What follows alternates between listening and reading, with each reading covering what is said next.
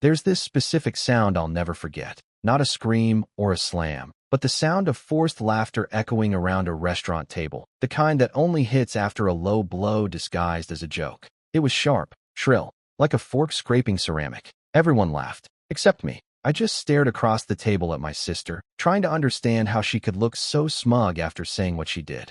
But I'm getting ahead of myself. My name's Bruce. I'm 28. And if you asked my family who the successful one is, they'd almost all point to my older sister, Amanda. She's 33, polished, married to a lawyer, has 2 Instagrammable kids, and lives in a gated neighborhood where even the dogs probably have trust funds. She talks with that rehearsed confidence you usually only hear from reality show judges, like she's the final word on everyone's life. I, on the other hand, took a very different route. Quiet kid, studied computer science, but not at some Ivy League school. I went to a state college, paid my own way with scholarships and part-time coding gigs. I always liked building things, apps, tools, stuff that made life easier. But to Amanda and most of our extended family, anything not involving a high-rise office or a shiny title was just a hobby. That's kind of been the theme of our family dynamic for years. My dad, Paul, just retired after 35 years working in logistics. Hardworking guy, not overly emotional, but always steady. My mom passed away when I was 19, and after that, it felt like Amanda took over the role of organizing the family narrative. If she made a career move, it was broadcasted in the group chat. If I achieved something, it was met with a thumbs-up emoji. Maybe 2, if my aunt was feeling generous. Now, I should probably mention something important. I don't hate Amanda. Or at least, I didn't. Growing up, she was the big sister who always had a plan. She helped me study for algebra.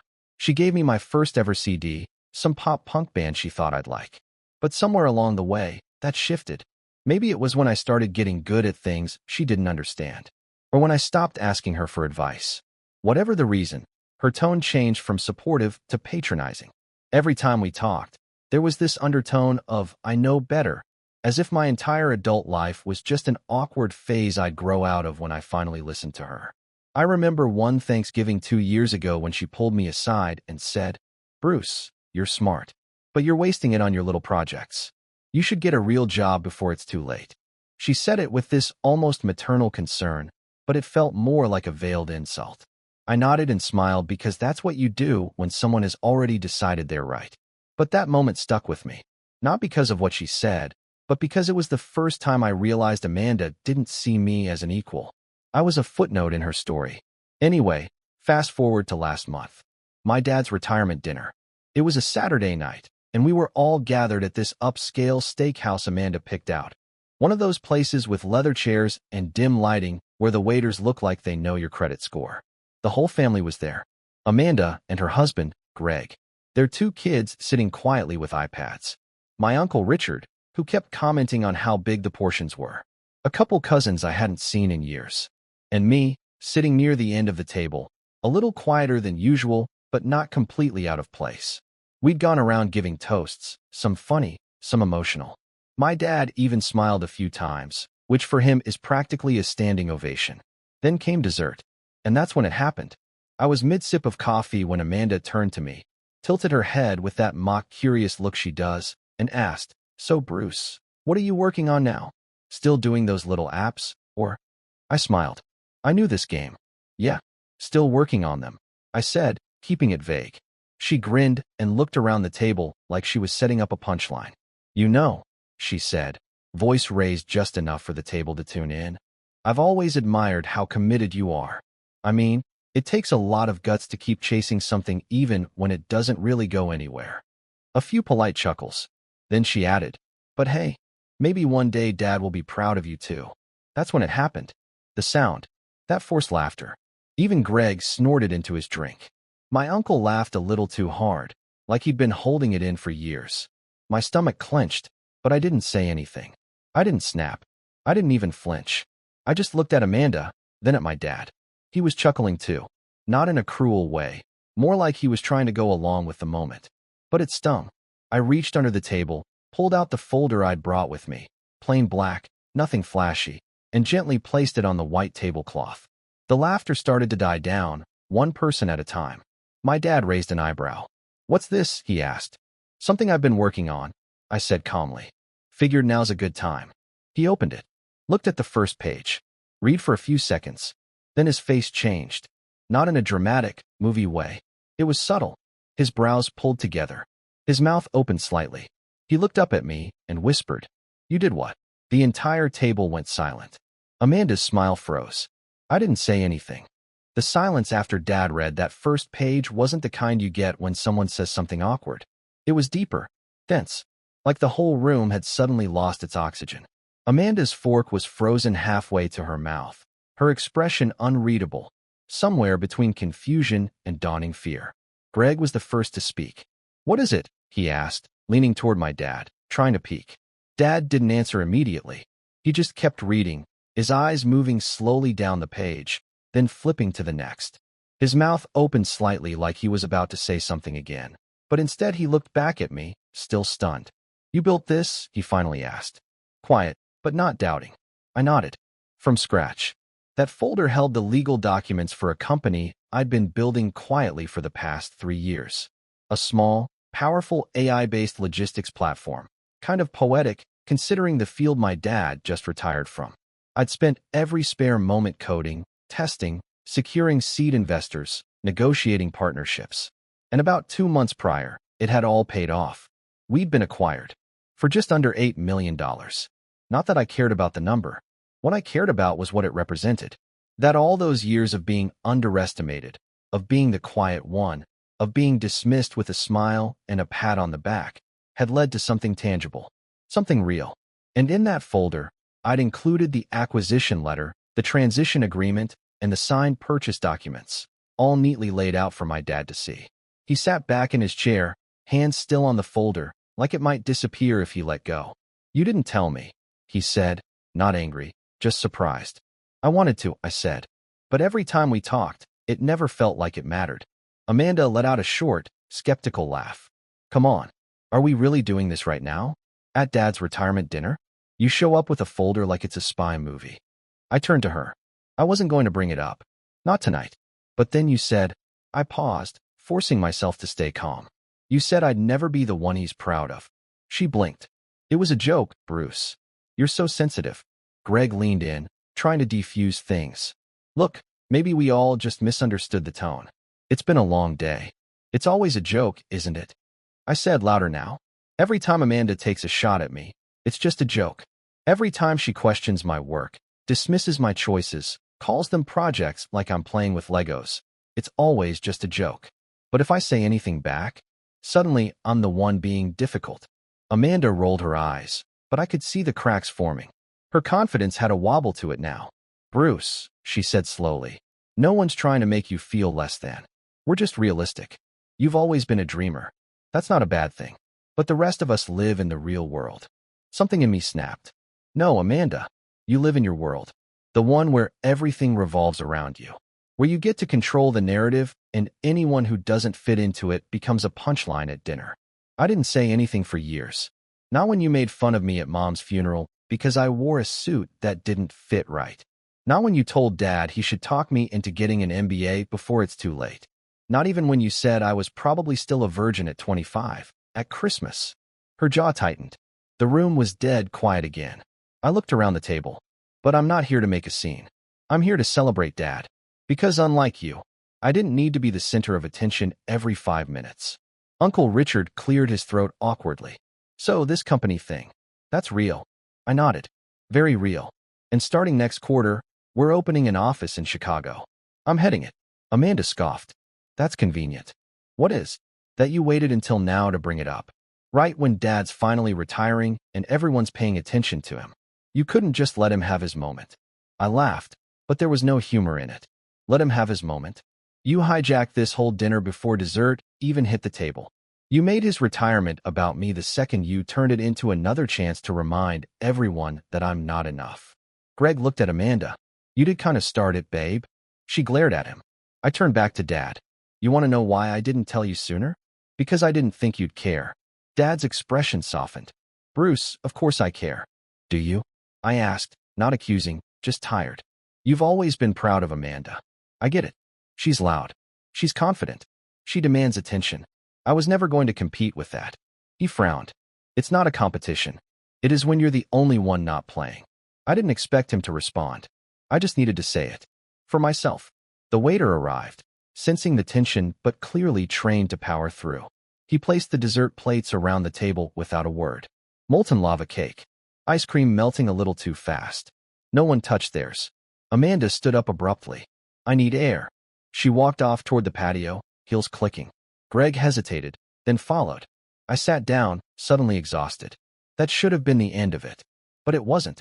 Because 2 days later, I got a call from my aunt, Dad's sister. And that's when everything really started to unravel. Apparently, Amanda had gone to Dad after the dinner. Alone. Told him I was lying. Said I'd forged the documents to impress the family. That I was having another one of my episodes.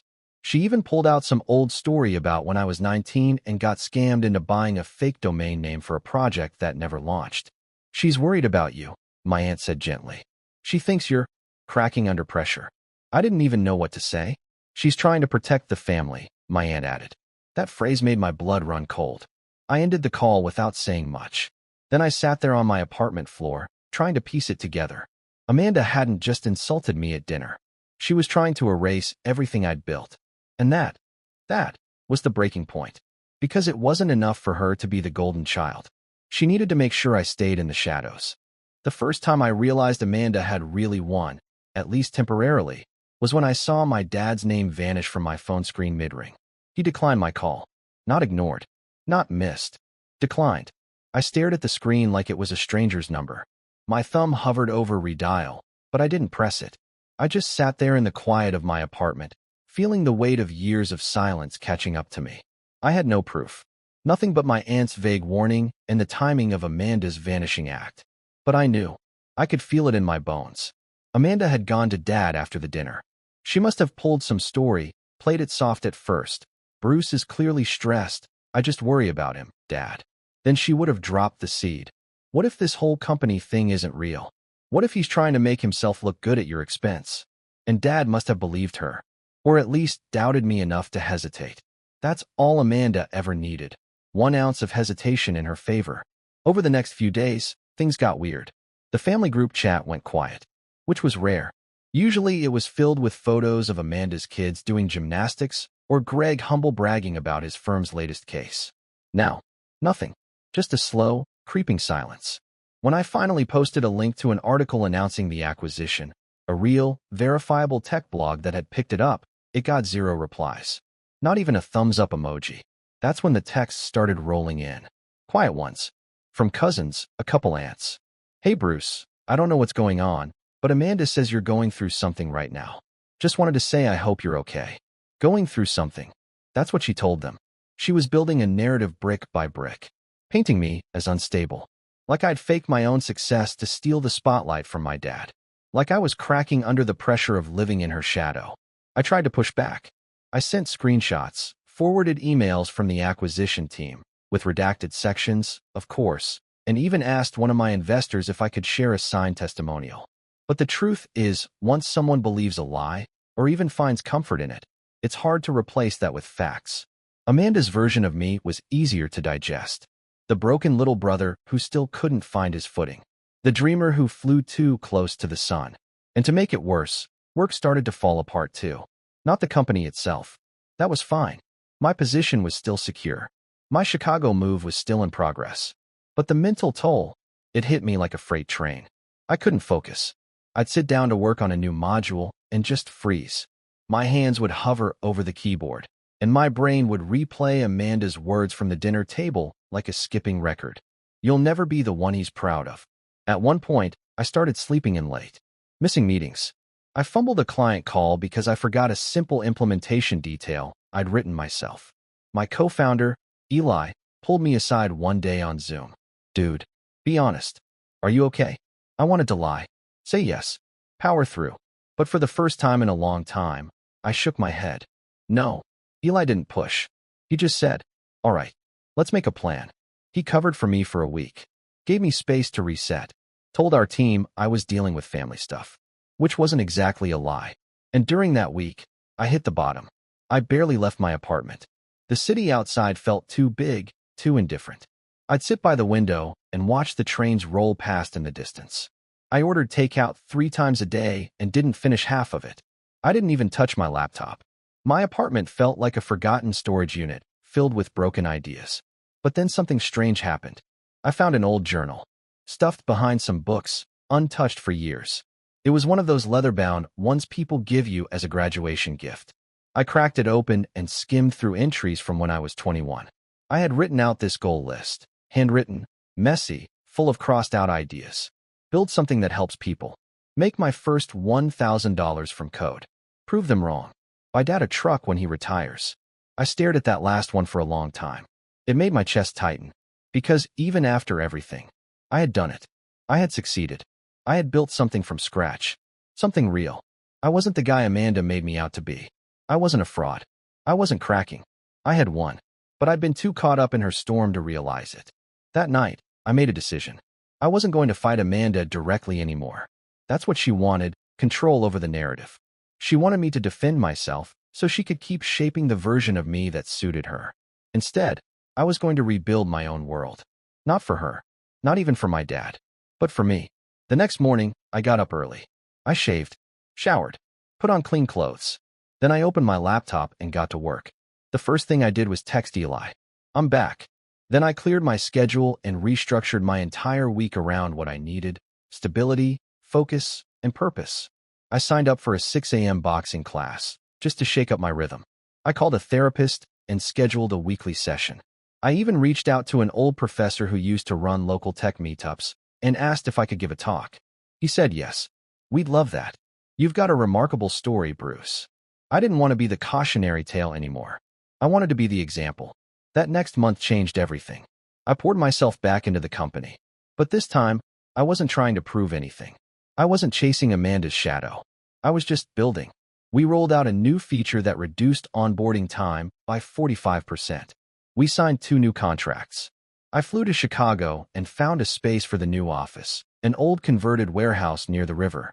Raw brick walls, exposed beams. It felt like the right kind of beginning. And slowly, the weight in my chest started to lift. I began reconnecting with people on my terms.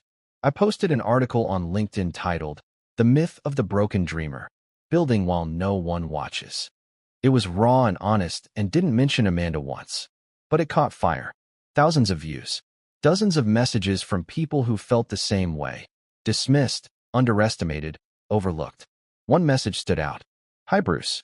I'm not sure if you remember me. We met at a campus hackathon years ago. I've been following your company's journey. Just wanted to say your post made me cry.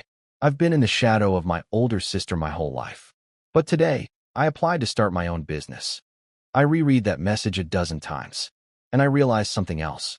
Amanda could control our family narrative. But she couldn't touch the world I was building. She couldn't erase the people I was helping, the problems I was solving, the community I was creating. She could lie to my dad, but she couldn't lie to the world. And eventually, the truth would find its way back. One night, about 6 weeks after the dinner, I was packing boxes for the Chicago move when my phone buzzed. Unknown number. I answered. "Hello." A pause. Then Bruce. It was my cousin Megan. Quiet. Hesitant. "Hey," I said. "Everything okay?" She sighed. "I just wanted to tell you. I'm sorry. I didn't know what she meant." I believed her, she said. "Amanda, when she said you were faking it, I didn't want to, but you know how persuasive she can be. And she said you'd spiraled before. She even told Uncle Richard you might be off your meds." My stomach dropped. "I just found out today," Megan continued. "She told Aunt Carol you made up the entire company to make Dad proud. That you were having delusions. I guess I just wanted to say, I'm sorry for not asking you first." I didn't speak right away. "Thanks for telling me," I finally said. "That means a lot." There was a long pause. Then she added, "And, Bruce, yeah, everyone's starting to realize she was lying." That sentence hit like a wave. Not because I needed the validation, but because I knew what it meant. Amanda had crossed a line. She hadn't just belittled me anymore. She'd painted me as mentally unstable, manipulative, dangerous, and not just behind closed doors. To the whole family. To people who respected her, who believed her. And now, that mask was starting to slip. But the damage had been done. And the moment I realized that, I knew I couldn't just move on. I couldn't just walk away. Because if I let her rewrite the story once, she'd do it again. And next time, she'd bury me completely. So I started planning. There's something strange that happens when you stop caring whether people like you. Not in a bitter way, not even in a rebellious way. Just a quiet, still certainty that you no longer need to explain yourself to people who never tried to understand you in the first place. That's where I was. And that's exactly what made me dangerous. Because while Amanda was still busy painting me as the family's cautionary tale, I was building the biggest move of my life behind the scenes, one piece at a time. It all started with an invitation. Megan sent it. Amanda and Greg's annual spring soiree, Saturday, 5:30 p.m. Cocktail attire. Kids welcome. Dinner, drinks, and celebration. They hosted it every year like clockwork. A kind of low-key social flexing festival. Greg's partners from the law firm would show up with their spouses. Amanda's old sorority friends would roll in with designer handbags and calculated compliments. My dad would be there, of course, because she always made it sound like it was for the family. There'd be catered food, champagne, and those awful monogrammed napkins with their initials embossed in gold. I'd never been invited before. Not once. This was the first time I'd even seen one.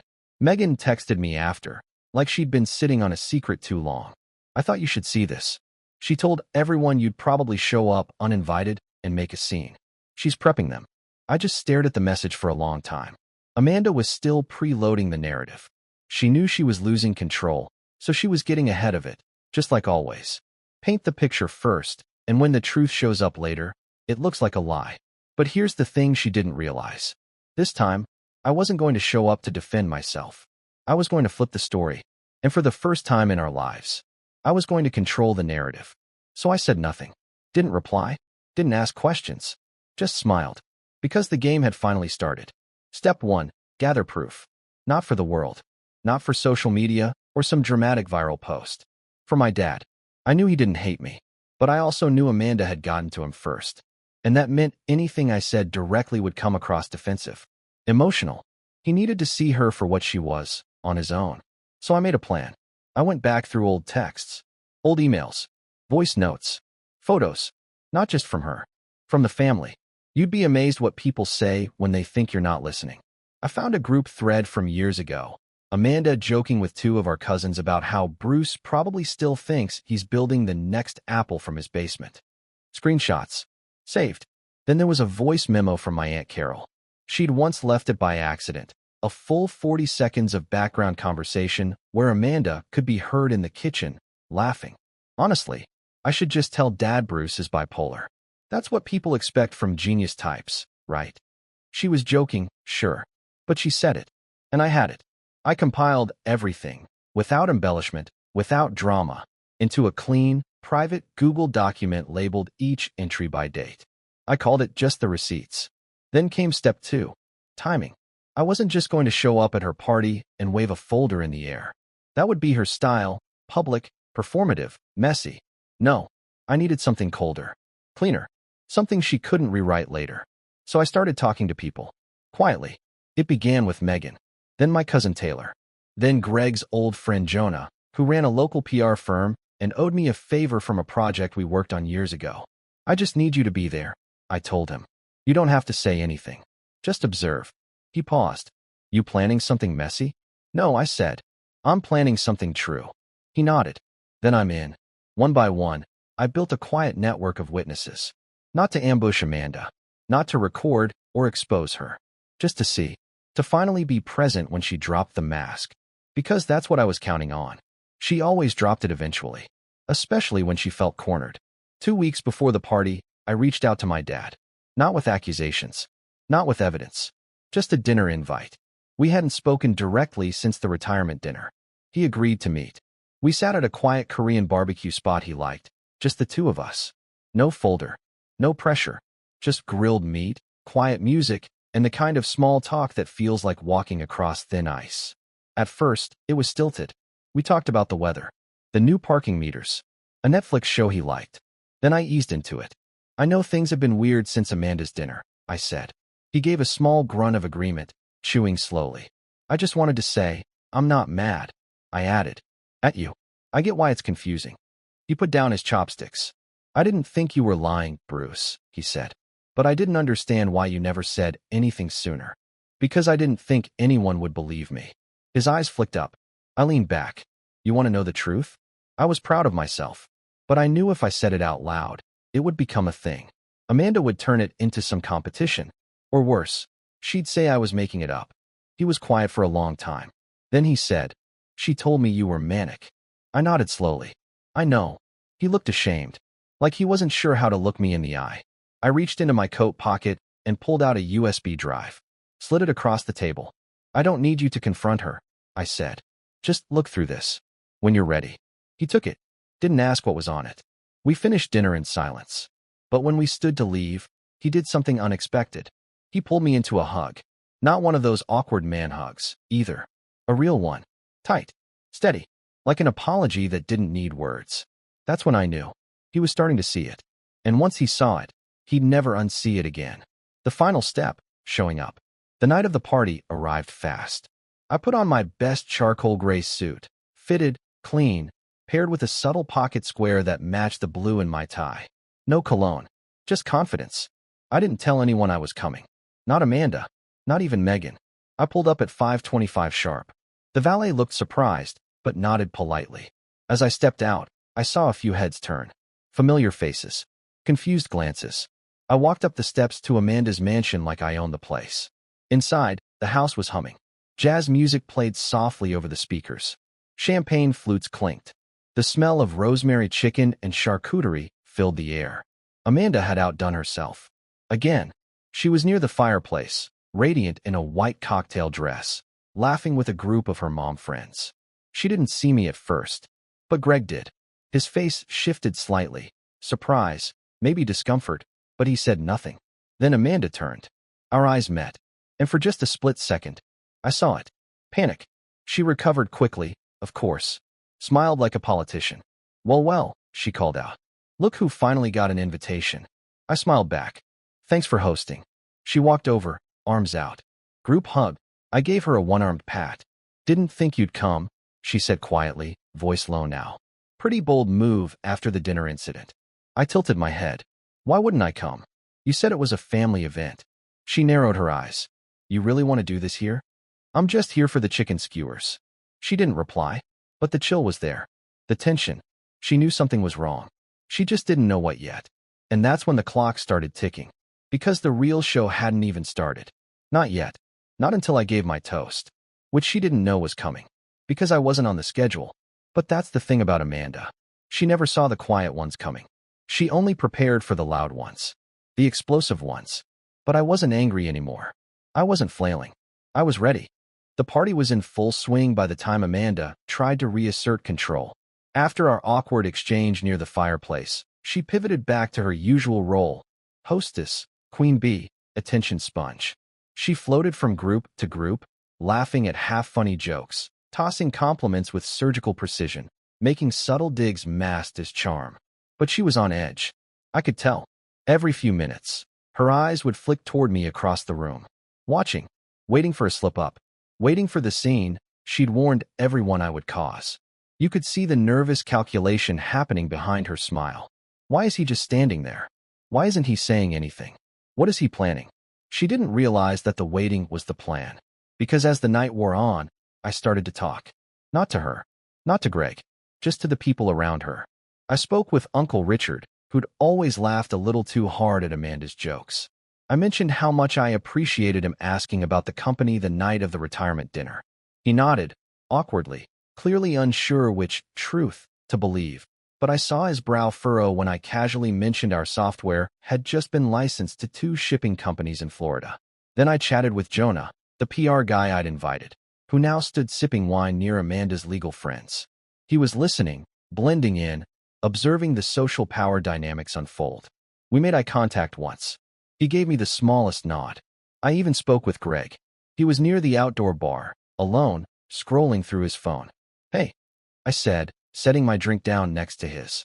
He glanced up. Hey, you look tense. He smirked.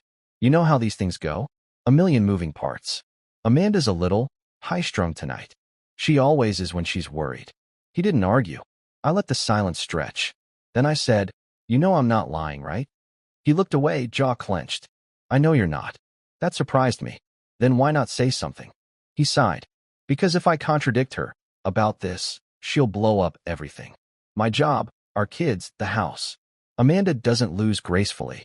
She burns the whole field. I nodded slowly. Then maybe she needs to lose somewhere she can't burn the field. Greg said nothing, but his silence said everything. At 7:15 p.m. sharp, the string quartet took a break, and Amanda clinked her glass. All right, everyone, she called, voice bright. Let's gather around for a few words, and then dinner will be served. The crowd moved in toward the open space by the staircase, where a small podium had been set up, no doubt for Amanda to deliver her usual self-congratulatory monologue. She cleared her throat. Thank you all so much for coming. Every year, this event reminds me how lucky Greg and I are to have such an incredible circle of friends, family, and colleagues. Polite applause. She continued, praising her children, Greg's new partnership deal, her own PDA leadership, and even dropped in a line about how we should all support mental health awareness, especially in these turbulent times. I nearly laughed at that one. Then she added, almost as an afterthought, and of course, my brother Bruce is here with us tonight. Everyone give him a round of applause. I didn't move. Neither did anyone else. The room clapped awkwardly, unsure if it was a sincere welcome or another setup. Amanda smiled wider, as if she'd just defused a bomb. And since he's here, she added quickly, why don't you say a few words, Bruce? Just a quick hello? There it was. She was baiting me, trying to control the story again. I walked slowly up to the podium. The room was watching me closely now. Amanda stood slightly behind me, arms folded in mock encouragement. I tapped the mic. Hi everyone, I said casually. Thanks for the invite. And for the applause. I think that was mostly real. A few people chuckled. I wasn't planning to speak tonight, but Amanda's right. It's nice when family gets a chance to reconnect. I turned slightly, so I wasn't facing her, but she was still in my peripheral vision. I'll keep it short. Just wanted to say that the last few months have been a wild ride. My company was acquired. We're expanding. We're hiring. I'll be heading up the Chicago branch. We just closed a logistics deal last week, and I finally get to build the kind of tech I dreamed about when I was a broke college kid eating ramen 5 nights a week. People murmured. Heads turned. A few clapped again, this time more sincerely. Amanda's smile didn't reach her eyes. But more importantly, I continued, I've learned something else lately. Something bigger than business. I paused. I've learned that some people are really good at pretending they want you to succeed, right up until you actually do. And then they don't clap. They don't cheer. They smile and say, that's great. But their eyes say, I wish you hadn't. A shift in the room now. A ripple of tension. Amanda was frozen. And for a long time, I said, I thought I had to earn their approval. Thought I had to explain myself. Show proof. Fight for every scrap of respect. But I don't. Not anymore. I looked out over the crowd. My success isn't a threat. It's just mine. And if anyone here ever made you feel like yours didn't count until they signed off on it, ignore them. Keep building anyway. There was a long pause. Then, clear applause. Not forced this time. Not polite. Real. I stepped down. Amanda's face was pale. And I wasn't done yet. Because as I passed her, I whispered, just loud enough for Greg and 2 of her friends to hear. You should check your email in about 10 seconds. Then I walked to the bar, ordered a drink, and waited. 10 seconds later, it began. Phones buzzed. People around the room pulled theirs out, brows furrowing. Because at that exact moment, a message had been sent to every person on Amanda's guest list, courtesy of Jonah's firm. An elegant, professional email. Subject line, clarifying the narrative, a message from Bruce W. The body was short, respectful. It included a link to a private web page, password protected, where I had shared key documents from the company acquisition, media coverage, and, more importantly, a timeline of events since my dad's retirement dinner. Included were the manipulated texts Amanda had sent about me, the voice memo of her joking about calling me bipolar, her message to our uncle accusing me of forging legal documents. All factual, all time-stamped, all delivered with zero emotion. No name-calling, no drama, just truth. By the time Amanda realized what was happening, half the room had already read enough. Her friend Dana turned to her, stunned. Amanda, is this true? Amanda stammered. That's taken out of context. Bruce has always been sensitive. Greg stepped in. Don't, he said, voice low. Just stop. She looked at him, betrayed. You knew about this? I didn't send it. But I didn't stop it either. She stared at him like he'd just slapped her. Around the room, the atmosphere was shifting away from her. People she once held in orbit were detaching. Not because I convinced them, but because she had. I just gave them the flashlight. She built the darkness all on her own. Fallout was slow, but thorough.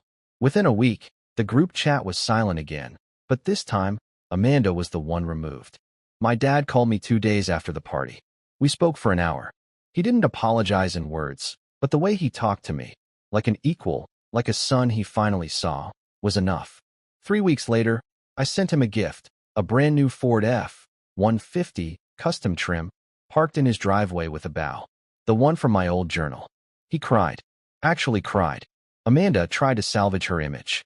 She called people, spun news stories, claimed I'd hacked her emails, said Greg was brainwashed. But it didn't work this time. Too many eyes had seen too much. Her voice lost its gravity, and mine finally echoed. As for me, I moved to Chicago, settled into a loft, launched the new branch, built a team I trusted. And every so often, when someone doubts me, I remember the night I stood in Amanda's house, surrounded by people who once laughed at me, and I watched them clap. Not because I fought for it, but because I stopped asking. And that's the real victory. Not revenge. Clarity. The kind that never needs to raise its voice. And the last thing I said to Amanda, the thing that finally broke her, I said it calmly, as I passed her by the door that night, while everyone stared. You spent your whole life trying to be admired. I spent mine becoming undeniable. Then I walked out, and I never looked back.